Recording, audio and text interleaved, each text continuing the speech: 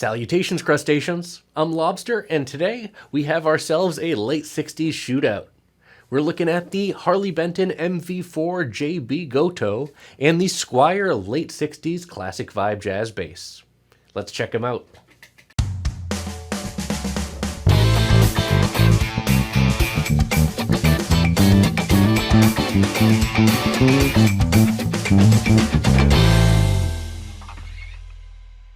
Next to me are two late 60s inspired jazz basses, one from the likes of Harley Benton and one from Squier. The Harley Benton is the newest model of the two, and this is called the MV-4JB Gotoh. Featuring a really heavy alder body finished in a gorgeous Daphne blue here. We also have a roasted maple neck with a bound and block Indian laurel fingerboard, 20 frets, 34-inch scale, regular jazz bass profile. What also sets this bass apart is the hardware with Gotoh GB7 tuners as well as a Wilkinson bridge. The other two aspects of this bass that stand out are the weight and the price. This particular example comes in at 10.8 pounds, nearly 11 pounds, and the price is $191 plus shipping and handling from Thomann. I'm going to have my full review as well as links to the bass down in the description below. Be sure to check that out. And next to the Harley Benton over here is the Squier late 60s classic vibe jazz bass, the Labor Day Special. These came out of left field on sale on Fender's website for $249 shipped. And yeah, that is quite the deal, or so I thought, for a Squier classic vibe jazz bass. The setup out of the box was atrocious compared to the Harley Bentons, which was really nice out of the box. No pokey fret ends or anything. But the Squier definitely required a lot of work in regards to the setup to get it to a playable condition. That being said, once it was set up, it's actually a pretty okay bass. Where it really stands out is the quality of the electronics, as these pickups in the Squier here sound quite phenomenal. The Squier also differs quite a bit in regards to its materials, with a poplar body as opposed to an alder body, though it does weigh nearly 2 pounds less. And the Squier neck is a maple neck, not roasted, but has a vintage tint and a thick gloss on the back of the neck, as opposed to the satin on the Harley Benton. The tuners on the Squier are also in-house regular Squier tuners. Nothing special, though they do function fine. But the Gotoh tuners on this Harley Benton are vastly superior. Now before we play these basses back to back, let's go ahead and check out their backs. Around back, there's really not much to see for either of these basses. You see the blue finishes for each, though they're quite different blues. And the Squier has a branded neck plate, where the Harley Benton's is blank. We also see the back of the roasted maple neck for the Harley Benton and the back of the vintage tint gloss neck, also maple, for the Squier. Both have skunk stripes, though this one is made of a very roasted maple, and that, I believe, is Indian laurel or something like that. Doesn't matter. Anyways.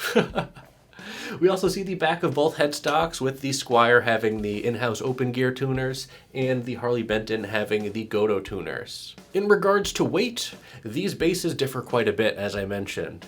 This Harley Benton comes in at 11 pounds nearly, 10.8 pounds, where the Squier comes in at around, I think it was 9.2 pounds. A significant difference for sure. And the other significant difference is the price. Though the Squier launched at a sale price of $249, they are currently retailing for $439 with a regular price of $479. That is quite a bit steeper than the $191 plus shipping that these Harley Bentons currently go for at Thomann. But enough talking about these basses, let's go ahead and play them. You know what you need to do. Go ahead and pinch that like button so my hand will turn back to normal.